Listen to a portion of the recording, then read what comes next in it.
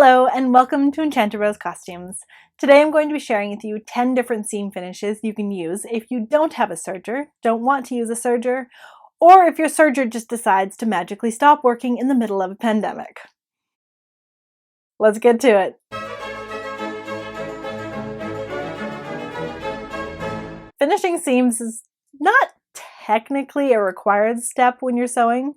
I still have plenty of garments that have raw edges that are waiting for me to finish them. But by taking the time to finish the interior of your garment, not only will it look more professional, it'll also keep the seam allowances from fraying, which will in turn extend the life of your garment. So in the long run, it's worth it. There are different types of seams that are recommended depending on the garment and the material you're using, but for the most part, you can use any of these finishes on your garments. So I've placed the seams that I'm going to be showing you in 3 different categories: simple, intermediate, and couture. The finish difficulty only goes up slightly for the different levels, but so long as you can sew a straight stitch or a zigzag stitch, you should be able to complete any of these finishes. Also, unless specified at the beginning of the stitch, all my seams have been sewn with a 1/2 inch seam allowance.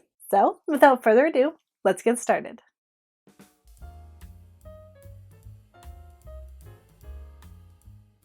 The first finish doesn't require any sewing at all, and it's called a pinked edge. Using sewing pinking shears, not the ones meant for crafting, you simply cut along the edge of the seam allowance. This is best for stable fabrics or fabrics that don't tend to fray easily. You can cut along both sides at the same time before pressing, or one at a time after pressing. Now, if you are worried about your fabric fraying, you can also stitch a 1/4 inch away from the edge, using a short stitch, and then pink the edges.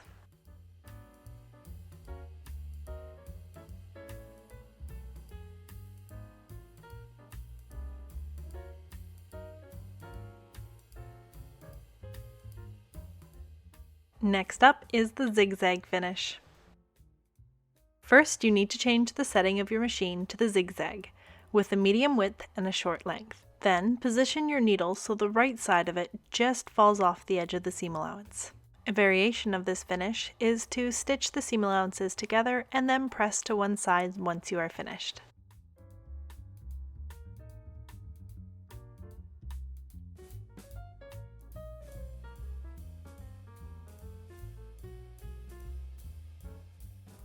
The third finish is called a turned and stitch finish. It could also be called a clean finish.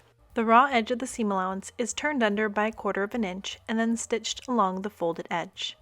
If you are working with a difficult fabric, you can also press the fold with an iron before stitching. This is a wonderful finish for fabrics that are light to medium weight and is perfect for garments that are not lined.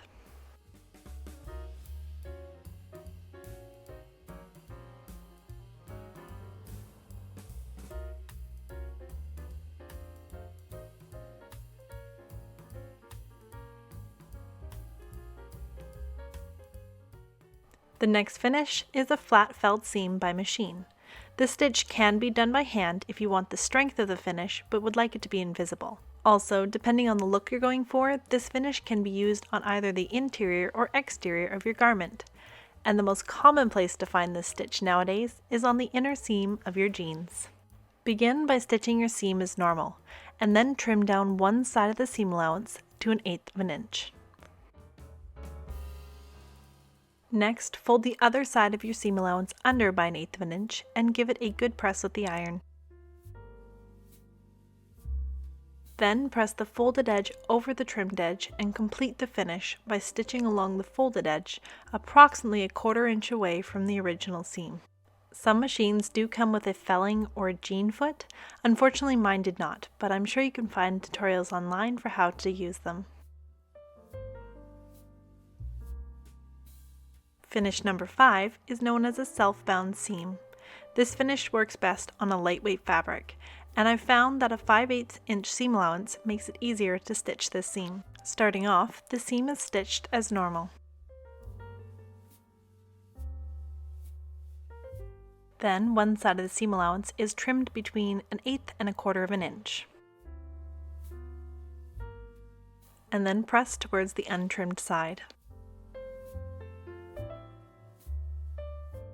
Then the opposite seam allowance is then turned under by 1/8 inch and pressed, and then turned once again so the folded edge is even with the original seam line.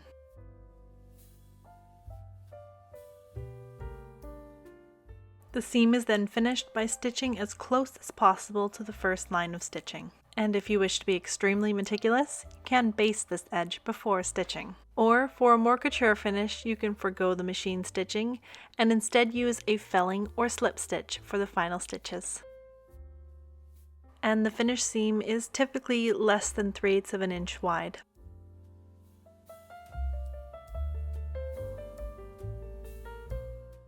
The next finish is the bias bound edge. Using a ready-made bias tape or making your own, stitch the bias tape to the edge of your seam allowance.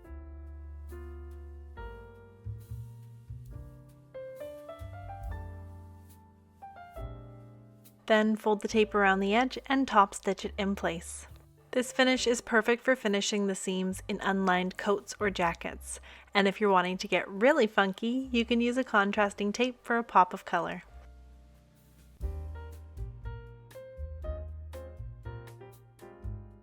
The next finish is called a hand overcast finish. While this is considered a couture technique, you can also find this in many historical garments as well.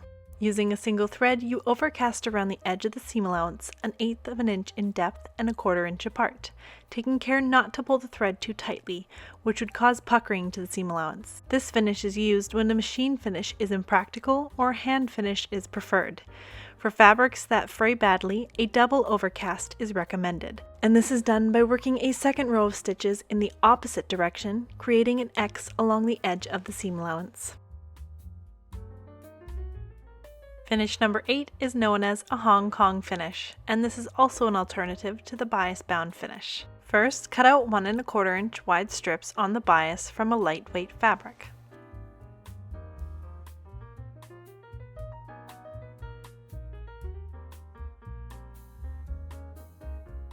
Then carefully stitch the bias to the edge of the seam allowance, between 1/4 to 3/8 of an inch away. And then press it away from the seam allowance. Next, the bias is folded around the edge of the seam allowance and then carefully stitched in place with a stitch in the ditch.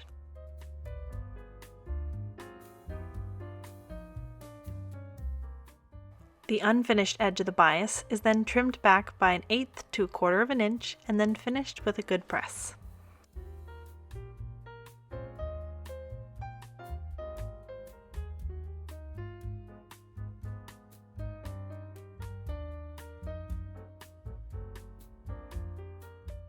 The 9th finish is a false or mock French seam. This stitch can be used in place of a French seam, and it is perfect for when you want to sew a French seam but have forgotten to stitch it from the correct side. With the right sides of the fabric together, you stitch the seam as usual. Next, the seam allowance is pressed open, and then the edges of the seam allowance are pressed evenly towards the center.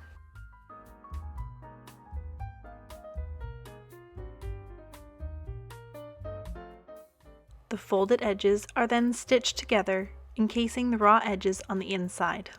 For a cleaner finish, you can whip the edges closed instead of top stitching.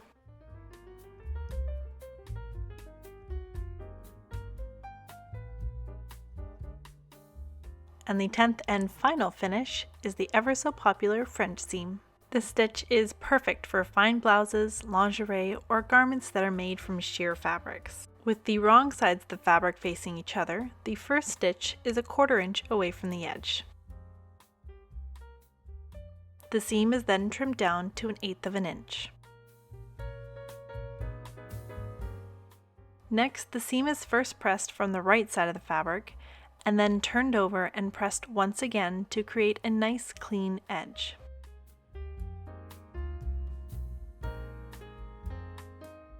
And then the seam is finished by sewing 1/4 inch away from the edge of the folded seam.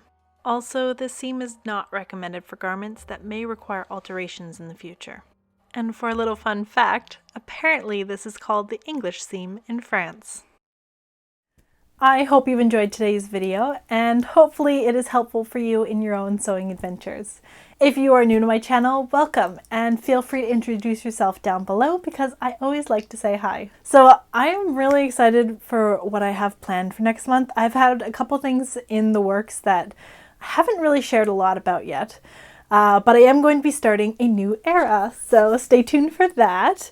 Update on my Worth project. I am still working on it. I don't have any dates for you for when I'm going to be releasing my next video for that. Hopefully you will see something before the end of the summer. Hopefully. Be patient with me, please. Once again, thank you Skillshare for sponsoring today's video. I definitely recommend you guys go check them out. And yeah, I guess that's everything. So I will see you all in my next video. Bye! Say you'll share with me one love, one lifetime. Say the word and I will follow you. Bet you can't tell that I watched Phantom this weekend. Anyone know what this dance is from? Bye.